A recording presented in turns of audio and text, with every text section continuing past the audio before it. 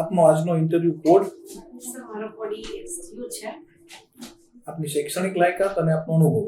મેં 1995 માં હિસ્ટ્રી વિષય સાથે સૌરાષ્ટ્ર યુનિવર્સિટીમાંથી એક્સટર્નલ BA કર્યું છે અને ત્યારબાદ મેં B.Ed કર્યું છે અને 2012 માં એસ્ટાટની પરીક્ષા આપી અને 5 વર્ષ મેં ખાનગી પ્રાથમિક શાળામાં ફરજ બજાવી છે અને 2014 થી હું પ્રાથમિક શાળામાં મુખ્ય શિક્ષક તરીકે કામગીરી કરું છું.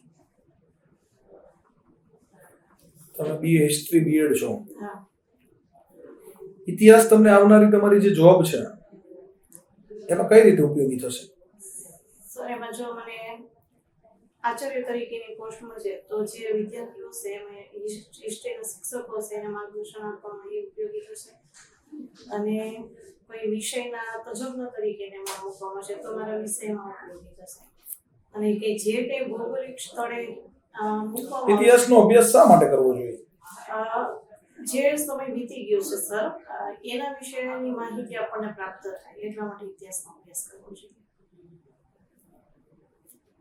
આપણા ભારતના શિક્ષણનો ઇતિહાસ મને ટૂંકમાં વર્ણવો અને 5 મિનિટમાં. ભારતના શિક્ષણનો ઇતિહાસ. ભારતના શિક્ષણ આમ તો પ્રાચીન સમયથી જ ભારતનું શિક્ષણ ઋગ્વેદના સમયથી જ શરૂ થઈ ગયું હતું. ત્યાર પછી અંગ્રેજોના વખતથી શિક્ષણની શરૂઆત થઈ. ત્યારે પેલા મૌખિક ઇતિહાસ ઋગ્વેદ પછી કોઈ શિક્ષણમાં આપણે ત્યાં થયું નથી? ના થયું છે. બૌદ્ધનો ખરીદો છે પછી તો અંગ્રેજોના સમયમાં ઋગ્વેદ પછી ગુરુકુળ પદ્ધતિ તો શું થયું છે? ગુરુકુળમાં બાળકોને ત્યાં રાખીને ભણાવવામાં આવતા હતા. પ્રાચીન વિદ્યાપીઠો વિશે કઈ માહિતી છે? તક્ષશિલા, નાલંદા એ પ્રાચીન વિદ્યાપીઠો છે જ્યાં તમામ વિષયોનું શિક્ષણ આપવામાં આવતું દેશ વિદેશથી. નાલંદા વિદ્યાપીઠના સ્થાપક કોણ હતા? કઈ ડાયનેસ્ટીમાં નાલંદા વિદ્યાપીઠની સ્થાપના થયેલી? કયા શાસકો હતા એ વખતે નાલંદા વિદ્યાપીઠની સ્થાપના સમયે? ગુપ્તો હતા, મૌર્યો હતા, ક્ષત્રપો હતા? ના, મૌર્ય પાકો ખ્યાલ નથી પણ મૌર્ય સામ્રાજ્ય હતું ત્યારે. મૌર્ય સામ્રાજ્ય વખતે તો તક્ષશિલા હતી. તક્ષશિલાની અંદર ચાણક્ય ભણાવતા. હા, તક્ષશિલા ત્યારે. તો હું તો નાલંદા પૂછું છું ને. નાલંદા વખતે ગુપ્ત હતા. કુમારગુપ્તે સ્થાપના કરેલી. ગુજરાતમાં આવી કોઈ પ્રાચીન વિદ્યાપીઠ હતી? હા, ગુજરાતમાં હતી સર. તમારો તો ઇતિહાસ વિષય છે એટલે તમને તો આ ખબર જ હોવી જોઈએ. મારો B.Ed માં પેલો વિષય છે. B.Ed નહીં, તમે BA હિસ્ટ્રી કરેલું છે ને. B.Ed નું મૂકી દો. તો ગુજરાતમાં હતી કોઈ એવી પ્રાચીન વિદ્યાપીઠ? હા, હતી. ભાવનગરમાં વલ્લભી વિદ્યાપીઠ. હા, વલ્લભી વિદ્યાપીઠના સ્થાપક કોણ હતા? પાકો ખ્યાલ નથી પણ ધ એક નામ છે સર અને અત્યારે હર્ષેન. કોણ આ વલ્લભીમાં કયું શિક્ષણ આપવામાં આવતું હતું? કયા ધર્મને લગતું શિક્ષણ આપવામાં આવતું હતું? બૌદ્ધ ધર્મનું, જૈન ધર્મનું, હિન્દુ ધર્મનું? ના, બધા હિન્દુ ધર્મનું શિક્ષણ આપવામાં આવતું. વલ્લભીમાં શ્યોર છો? કોણ હતા આચાર્ય? કોણ હતા વલ્લભીમાં શિક્ષણ આપવા વાળા? સર એનું અત્યારે હાલ પ્રાથમિક શાળામાં કઈ કઈ યોજનાઓ સરકારની ચાલુ છે? પ્રાથમિક શાળામાં પ્રધાનમંત્રી PM પોષણ યોજના પછી આમ પોષણ યોજના કોની છે? કયા વિભાગની? શિક્ષણ વિભાગની છે? કેન્દ્ર સરકારની છે. નહીં, પણ કયા વિભાગની? આરોગ્ય વિભાગની છે? મહિલા અને બાળ કલ્યાણ વિભાગની છે? મધ્યાહન ભોજન યોજના છે. મધ્યાહન ભોજન યોજના તો આખી અલગ છે. હું તમે એમ કીધું PM પોષણ યોજના છે તો એ કોની છે? પ્રધાનમંત્રી. તો વાત સાચી છે, એનું નામ છે PM પોષણ યોજના, પણ દરેક વિભાગ હોય. આપણે જે રીતે શિક્ષણ વિભાગ છે, રીતે મહિલા અને બાળ કલ્યાણ વિભાગ હોય, આરોગ્ય વિભાગ હોય, ગૃહ શિક્ષણ વિભાગ, વિભાગ સાથે મહેસૂલ વિભાગ છે. PM પોષણ યોજના. બરાબર છે. તો પછી મહિલા અને બાળ કલ્યાણ વાળા સાથે અમને કઈ લેવા દેવા નથી PM પોષણ ને? મહિલા અને બાળ કલ્યાણ બાળ સુરક્ષા સાથે સંકળાયેલ છે. PM પોષણ શિક્ષણ સાથે સંકળાયેલું છે. એવું છે. સારું. બીજી કઈ કઈ યોજનાઓ છે એવી? સુકન્યા સમૃદ્ધિ યોજનાઓ છે બાળકીઓ માટે. હા, એ તો બરાબર છે. પાલક માતા પિતા યોજના છે જેમાં અનાથ બાળકોને હા, એ સમજી ગયો. ચાલો પછી આપવામાં આવે છે. શિક્ષણને લગતી જ કે બીજી કોઈ? શિક્ષણને લગતી જ આપણે પ્રાથમિક શાળામાં હાલ ચાલુ હોય એવી. બીજી મને કે વાલી દીકરી યોજના વિશે શું જાણો છો? વાલી દીકરી યોજના છે પહેલા ધોરણમાં જે દીકરીઓ પ્રવેશ લે છે એને 2000 રૂપિયાનો ફંડ આપવામાં આવે છે અને 8 વર્ષ 8મું ધોરણ પૂરું કરે ત્યારે 4000 રૂપિયા આપવામાં આવે છે. બરાબર છે. પછી 18 વર્ષની થાય ત્યારે કેટલી 1 લાખ એના લગ્ન માટે કે ઉચ્ચ શિક્ષણ માટે 1 લાખ રૂપિયા બીજો કોઈ કરવામાં આવે છે. હાલ તમે એસ્ટાટ આચાર્ય છો તો શાળામાં ગ્રાન્ટ કેટલી આવે છે તમારી શાળામાં? અમારી શાળામાં સર 50,000 વાર્ષિક સંયુક્ત ગ્રાન્ટ આવે છે, શાળા સંયુક્ત ગ્રાન્ટ. બરાબર છે. અને એનો ઉપયોગ કોને કરવાનો છે? એનો ઉપયોગ એસએમસી સભ્ય, એસએમસી કમિટીના જે એજન્ડાને ઠરાવ હોય એ જે ઠરાવ કરે એ પ્રમાણે સભ્ય સચિવે એનો ખર્ચ કરવાનો આવે છે. બરાબર છે. કેટલા સભ્યો હોય છે એસએમસીમાં? 12 સભ્યોને એક કડીઓ તેમ 13 સભ્યો છે. બરાબર છે. એસએમસી એ કોઈ દર વર્ષે પ્લાન બનાવવાનો હોય છે? આ પ્લાન બનાવવાનો શું છે. બનાવવાનો છે? શાળા વિકાસ પ્લાન બનાવવાનો હોય છે. શું પ્લાન બનાવો છો તમે એસડીપી? શિક્ષણને લગતી જોગવાઈ હોય છે, પછી ભૌતિક સુવિધા બાબતે હોય છે, બાળકોના નામાંકન બાબતે હોય છે. આ બધી બાબતો પ્લાનમાં સમાવેશ કરવાની હોય છે અને એ પ્લાન મુજબ શાળાનો પ્રગતિ કરવાની હોય છે. તમારી શાળામાં મધ્યાહન ભોજન આપો છો? હા, મધ્યાહન ભોજન આપીશ. અત્યારે કોણ એસએમસી સંભાળે છે કે પછી મામલતદાર કચેરી દ્વારા એનું મેનેજમેન્ટ થાય? એનું મેનેજમેન્ટ મામલતદાર કચેરી દ્વારા થાય છે, પણ એની ઉપર દેખરેખ એસએમસીની જે બોડી હોય એ રાખે છે. તમે જાઓ છો એસએમસી ની બોડી જોડે કોઈ વાર મધ્યાહન ભોજન આપો છો? હા સર. શું એનું મેનુ શું હોય છે? શું શું મેનુ જમાડે છે, છે? સોમવારે સુખડી છે અને વેજીટેબલ ખીચડી છે, પછી મંગળવારે દાળ ઢોકળી છે, બુધવારે પાછા વેજીટેબલ પુલાવ ભાત છે, ગુરુવારે એટલે કે એક બ્રેકફાસ્ટ અને એક મીલ હા દરરોજ. એ રીતે આપે છે. હા. શું મધ્યાહન ભોજનમાં જે આપે છે એ પર્યાપ્ત જથ્થામાં આપે છે? હા સર, બાળકો માટે પર્યાપ્ત જથ્થામાં આપે છે. એટલું બાળકોમાં એનું પોષણ એટલું હોય એટલું એને થઈ જાય છે. અને એટલી કેલરી મળી જાય એમાંથી. હા. ખાસ તો એ ચણા આપે છે જે બહુ પૌષ્ટિક હોય છે એટલે બાળકોને. ચણા ચાટ. હા, એટલે ચણા સડેલા આવે છે? ના, સડેલા નથી આવતા. હા, ઘણી બધી વાર પેપરમાં આવતું હોય છે કે મધ્યાહન ભોજનમાં સડેલા ચણા પીરસવામાં આવ્યા. મારી સ્કૂલે ક્યારે સડેલા ચણા નથી આવ્યા. દાળ ક્યારેક આવે એવી, પણ ચણા તો ક્યારે નથી. બરાબર છે. તો એ તમારી સ્કૂલમાં નહીં આવતા હોય, બાકી બધી સડેલા ઘણી જગ્યાએ જાય છે. શું કહેવું તમારું? મધ્યાહન ભોજન યોજનામાં મહેસૂલ વિભાગ દ્વારા ભ્રષ્ટાચાર થાય છે? સર, મારા ખ્યાલે નથી થતો હશે. ઘણી વાર અનાજનો જે જથ્થો છે એ બારોબાર સગે વગે થઈ જતો હોય છે. મારી સ્કૂલે એવું નથી થતું સર, પેપરમાં તો આવતું હોય છે. બરાબર છે. તમારી શાળામાં તમે કોઈ પ્રવૃત્તિ કરેલી હોય? સર, મેં એક સારામાં સારી ઇકો ક્લબની પ્રવૃત્તિ કરી છે, જેમાં એક મોટો ગાર્ડનનો વિકાસ કર્યો છે. અને બીજું કે મારી શાળા કિચન ગાર્ડન. કિચન ગાર્ડન એટલે ઔષધિ બાગ, ઔષધ બાગ પણ બનાવ્યો છે. ફળનો બાગ કર્યો છે, ફળોનો. ફ્રૂટનો કયા કયા ફળ વાવ્યા છે? જામફળી છે, દાડમ છે, ચીકુ છે, આંબા છે, રાવણા, જાંબુડા. સારું. કેરીના 5 પ્રકાર કહો તો મને. કેરી કયા 5 પ્રકારની કેરી આવે? હાફૂસ, કેસર, લંગડો, પછી બીજું બી મને ખ્યાલ નથી. હાફૂસ, કેસર, લંગડો, પછી રાજાપુરી નથી રમેલા? દશેરી આવો ને, બદામ કેરી છે ને, બધી કેરી જ છે ને, રત્નાગીરી. સારું.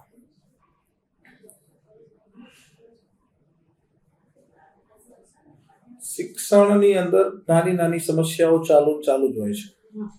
તો આ સમસ્યાના ઉકેલ માટે શું કરવું જોઈએ? સર, સમસ્યાના ઉકેલ માટે ટીમવર્ક બનાવીને જે તે પ્રકારની સમસ્યા હોય એનું ટીમવર્ક બનાવીને શાળાકીય સમસ્યાના ઉકેલ માટે ક્રિયાત્મક સંશોધન કરી શકાય? હા, કરી શકાય. કોણે આપ્યો તો આ વિચાર ક્રિયાત્મક સંશોધનનો? સર, મને અત્યારે બરાબર. શૈક્ષણિક મનોવિજ્ઞાનની અંદર ઘણા બધા મનોવૈજ્ઞાનિકો થઈ ગયા છે. એમાં તમને કોઈ મનોવૈજ્ઞાનિક વિશે માહિતી ખરી? Skinner, Thorndike, Pavlov. શું કરે છે બીએફ સ્કિનર નું શું યોગદાન છે? એ અત્યારે રિકોલ નથી થતું સર, પણ એને કારક અભિસંધાન અધ્યાપન. હા, કારક અભિસંધાનના પ્રયોગો કરેલા. કોના પર કરેલા એને પ્રયોગો? ઉંદર પર ને બિલાડી પર ને. કારક અભિસંધાન ઉંદર અને બિલાડી પર કરેલું હતું? નહીં, કબૂતર પર. કબૂતર પર કરેલું હતું. દાણા નાખે એટલે ચાંચ મારે. તો પછી ઉંદર અને બિલાડી પર કોણે પ્રયોગો કર્યા? પાવલોવે. પાવલો તો કૂતરા પર પ્રયોગ કરે ને, ઘંટડી વાગે ને કૂતરાને અનાજ પેલું. સોરી સર, રિકોલ નથી થતું. એ થોર્નડાયકે કર્યા હતા. પ્રયત્ન અને ભૂલ દ્વારા શિક્ષણ, ટ્રાય એન્ડ એરર મેથડ. તો આંતર સૂચના પ્રયોગો કોણે કર્યા હતા? ઓહલા. અને એમાં કોના ઉપર કર્યા હતા? કબૂતર, ઈવન પાક. એમાં ચિમ્પાન્ઝી પર કર્યા હતા એને, કોહલરે. તમે કઈ આવા પ્રયોગો કરો છો શાળામાં? ના સર, અમે આવો પ્રયોગ નથી.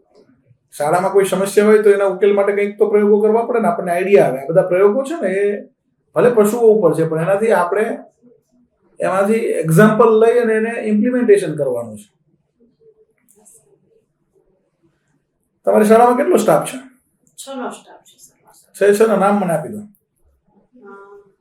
સેજલબેન ભટ્ટ, વનરાજભાઈ કોબર, સોનલબેન ચંડીલા, ચંદ્રિકાબેન રાઠોડ, તો 5 અમરેશભાઈ વિજય. એમાં તમારા પસંદગીના શિક્ષક કોણ? બધા મારા પસંદગીના છે સર, એમાં કોઈ ન પસંદ હોય એવું મને નથી. તમારા શિક્ષકો તમને સહકાર આપે છે? હા, પૂરેપૂરો સહકાર આપે છે. છેલ્લે તમે બધા ટીમ વર્ક થી કોઈ એવું કામ કર્યું હોય તો એ જણાવો. વાંચન લેખન ગણવાનું ટીમ વર્ક એ તો કરવાનું જ હોય, કંઈક આમ એક્સ્ટ્રા ઓર્ડિનરી કર્યું હોય.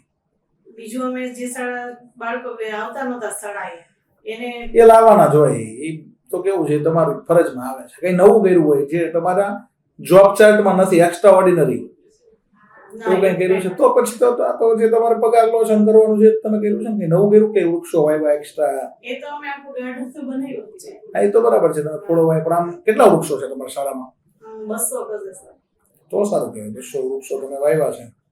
બધા શિક્ષકો તમારી સાથે આવે છે વૃક્ષારોપણમાં ને એમાં? હા, વૃક્ષારોપણમાં આવે છે, ખાતર નાખે. પછી જામફળ કોઈ એક ખાઈ જાય એવું નથી કરતા ને? જામફળી તો બહુ જાજી છે, 6 કે 7 જામફળી એટલે બધાના ભાગે આવે છે. છોકરાઓના ભાગે જામફળ આવી જાય છે. તો સારું કહેવાય. બધાનું છે.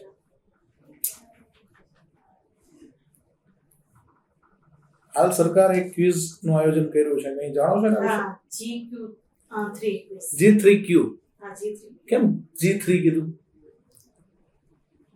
G એટલે ગુજરાત, 3 નો મને આઈડિયા નથી. 3 G છે. ગુજરાત જ્ઞાન ગુરુ એટલે G3. ગુજરાત જ્ઞાન ગુરુ G3Q. કેટલી રકમના ઇનામો આપવાના છે એમાં? 5 લાખ, 2, 3 લાખ. રાજ્ય સરકાર તરફથી જે પહેલો નંબર કુલ કેટલી રકમ સરકાર ખર્ચશે એમાં? આઈડિયા નથી સર. રાજ્ય સરકારમાં જે પહેલો નંબર મેળવે એને 5 લાખ, બીજો મળે 3 લાખ અને ત્રીજો મેળવે કુલ 25 કરોડથી વધારે રકમના ઇનામો સરકાર આપવાની છે. તમારી શાળામાં કેટલા શિક્ષકોએ રજીસ્ટ્રેશન કરાવ્યું છે? હજી તો અમે કોઈ કરાવ્યું. તો તમે એમ કહો છો કે અમે બધા કામ કરીએ છીએ, આ તો રજીસ્ટ્રેશન થઈ જવું જોઈએ ને? આપણે બધી શાળાઓમાં ફરજિયાત કરવાનું છે, તો તમારે રજીસ્ટ્રેશન કરવું જોઈએ. હવે સર કરી દેશું ને? બરાબર.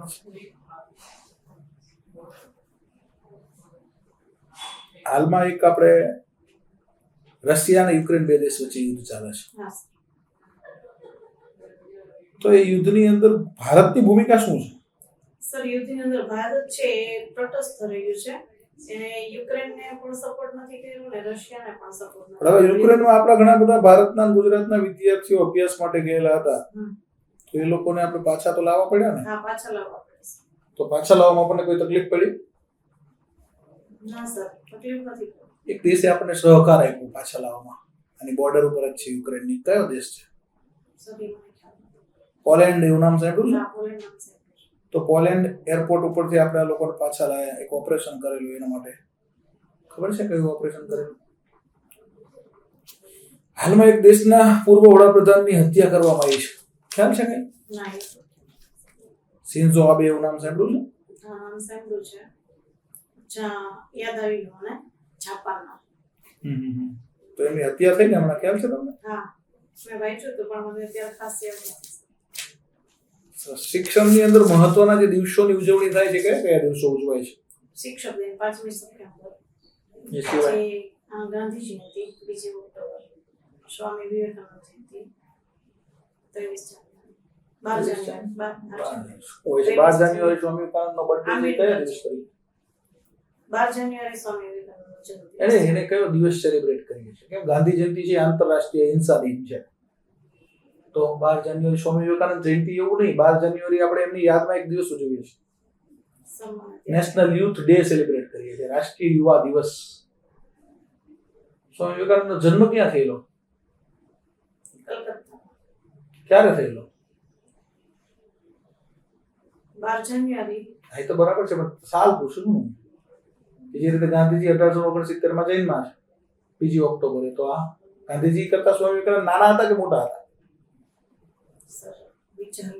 હા, વિચારો, take your time.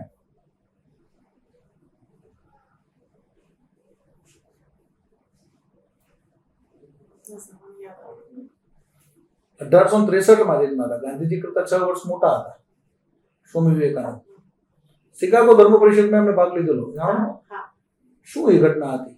Chicago Hindu ધર્મની જે પરિષદ, એટલે બધા ધર્મોની ધર્મ પરિષદ, વૈશ્વિક ધર્મ પરિષદ. હા, વૈશ્વિક ધર્મ પરિષદમાં ભારત તરફથી સ્વામી વિવેકાનંદને ભાગ લીધો હતો અને એને ભારતીય સંસ્કૃતિને તે ઉજાગર કરી હતી અને મારા વહાલા ભાઈઓ તથા બહેનો એવું સંબોધન કરી અને આખી સભાને સંબોધી.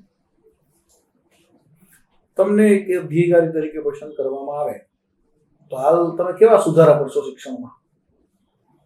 સર, મને કોઈ અધિકારી તરીકે પસંદ કરવામાં આવે તો પેલા હું નામાંકન જે છે પાયાનો નામાંકન, ગુણવત્તાવાળું શિક્ષણ, એના ઉપર વધારે ભાર મૂકીશ. નામાંકન તો આપણે થાય જ છે ને.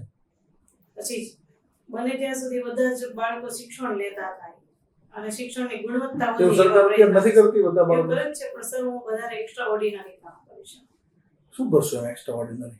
એટલે શિક્ષણની ગુણવત્તા વધે એવા પ્રયત્નો કરીશ. ભૌતિક સુવિધા તો સરકારમાં શિક્ષણની ગુણવત્તા માટે અત્યારે શું કોણ કામ કરે છે? પ્રાઇમરીમાં ક્વોલિટી એન્હાન્સમેન્ટ માટે કોણ કામ કરે છે? જીસીઆરટી કામ કરે છે સર. જીસીઆરટી તો એજ્યુકેશનલ રિસર્ચ અને ટ્રેનિંગનું કામ કરે છે, સંશોધન અને તાલીમ કરે છે. તો એ કમાન્ડ એન્ડ કંટ્રોલ રૂમ થી છે કે ડેટા અને એનાલિસિસ કરે છે, પછી એકમ કસોટીઓ. જીએસક્યુએસસી શું છે? જીએસક્યુ છે મોનિટરિંગ છે અને એના દ્વારા ગુણોત્સવનું પરિણામ આપવામાં હા, તો એ તો ક્વોલિટી એન્હાન્સમેન્ટ માટે જ કામ કરે છે. જીએસક્યુએસસી શું નામ છે પૂરું?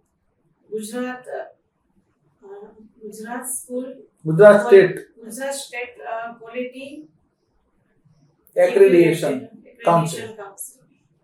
એની અંદર કોણ કામ કરે છે? સ્કૂલ ઇન્સ્પેક્ટર તમારી શાળામાં આવેલો છે? હા, એની અંદર કામ કરે છે સર. એની નીચે કામ કરે. શું કરે સ્કૂલ ઇન્સ્પેક્ટર શાળામાં આવીને? સ્કૂલ ઇન્સ્પેક્ટર આવીને શાળામાં બધી શૈક્ષણિક, ભૌતિક અને સ્વ-અભ્યાસિક પ્રવૃત્તિઓનું મૂલ્યાંકન કરે છે. તમારો ગુણોત્સવ 2.0 થઈ ગયો છે? હા, થઈ ગયું છે. શું એની અંદર મૂલ્યાંકન કઈ રીતે હોય છે? એમાં 4 શૈક્ષણિક પ્રકારનું મૂલ્યાંકન હોય છે. પહેલું ક્ષેત્ર છે અધ્યયન અધ્યાપન, બીજું ક્ષેત્ર છે શાળા, ત્રીજું છે સ્વ-અધ્યાપન પ્રવૃત્તિઓ અને ચોથું છે ભૌતિક સંસાધન. એ 4 શું પ્રકારના ગુણાંકન શું હોય છે ચારેયનું? એટલે પેલા વિભાગમાં અધ્યયન અધ્યાપન છે, એમાં એકમ કસોટી હોય છે, પ્રથમ અને દ્વિતીય સત્રાંત પરીક્ષાનું મૂલ્યાંકન હોય છે. કેટલા ગુણ હોય છે એના? એમાં અધ્યયન 54% છે. બરાબર. પછી 5% છે, 26% છે શાળામાં અને પછી છે 12% અને પછી 8% છે. રમત ગમતના સાધનોનું કેટલું મૂલ્યાંકન છે? એનું 4% મૂલ્યાંકન છે. પાકું ખ્યાલ નથી પણ 4% છે. બરાબર. સારું, આપણે તમારું ઇન્ટરવ્યુ આપણે અહીંયા પૂરું કરીએ. તમારે પૂછવું છે કઈ? પૂછવું છે તો ખરું. તમે કયો ખામી કે હજી પાકું નથી થયું? હજી તો ખામી તો છે જ બેન, હજી તો તમારે જરૂર ઘણી છે.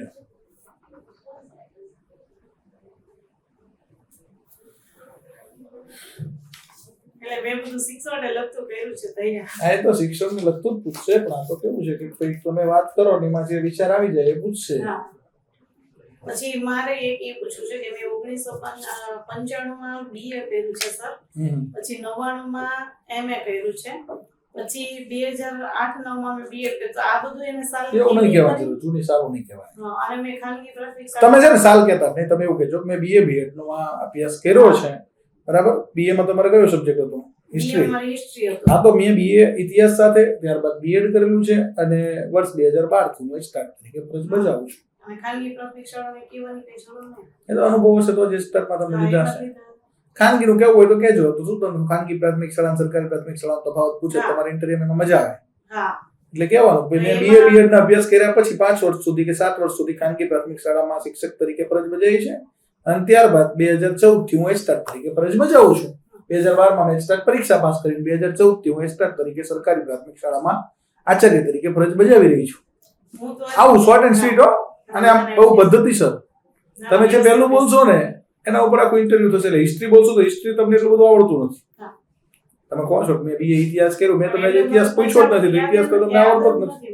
95 ના, તમે તો પેલા એવું પૂછે કે ઇતિહાસ અધ્યાપનના સ્ત્રોત કયા છે. ઓલો એક સવાલ નથી જ આવડતો સર. હેરોડેટ્સ છે ઇતિહાસ, એના સિવાય કોઈ ઇતિહાસકારો છે ખરા? હેરોડોટ્સ છે ને, એમણે હિસ્ટોરિકા નામનું પુસ્તક લખ્યું હતું એટલે ઇતિહાસના. એના સિવાય તો ઘણા બધા ઇતિહાસકારો છે જે લોકો ભારતની અંદર આયા, ઇતિહાસમાં સંશોધન કર્યું. દાખલા કે યુએનસન છે, ફાયયાન છે, ઇક્સિંગ છે, પછી આપણે ત્યાં આયા હતા પેલા અફઘાનિસ્તાનથી મેગેસ્થનીસ તો ગ્રીક થી આયા હતા, એ દૂત હતા. પણ અલ બરૂની છે, આ બધા લોકો છે ને ઇતિહાસકારો નહીં પણ વિદેશી પ્રવાસીઓ છે. એ લોકોએ ભારતની અંદર આવીને ભારતનું ભ્રમણ કરીને ભારતના ઇતિહાસ વિશે વૃત્તાંત લખ્યા છે. વૃત્તાંત એટલે કે પુસ્તકો લખ્યા છે. અને એ પુસ્તકોને ઇતિહાસ જાણવાનો મેઇન સ્ત્રોત ગણે છે. ભારતીયોએ પુસ્તક લખ્યા ને એમાં કેવું હોય, હું દાખલા તરીકે સમ્રાટ હર્ષવર્ધનના ત્યાં હતો તો ભાઈ બાણ ભટ્ટ હતા, તો એને કાદંબરી લખ્યું કે ભાઈ એને હર્ષચરિતમ લખ્યું, તો એમાં હર્ષના એને વખાણ કરવા જ પડે, કારણ કે હર્ષ એને પગાર આપતો હતો. હર્ષના રોટલા એ ખાતો હતો, તો હર્ષનું તો કઈ ખરાબ કહી ના શકે. પછી મારે એક પૂછવું, 6-7-8 હું ભણાવું છું સામાજિક વિજ્ઞાન, તમારે 3 તૈયાર તો આટલા દિવસમાં થાય ને? કશું એ તૈયાર કરવાની જરૂર એક જ વિષય સામાજિક વિજ્ઞાન તૈયાર કરવાની જરૂર નથી. કે હું ખાલી 6ઠા ધોરણ તમને એવું પૂછશે કે સ્ટાર્ટ છો ભણાવો છો તો કયા ભણાવો છો, કયો વિષય ભણાવો? સામાજિક વિજ્ઞાન.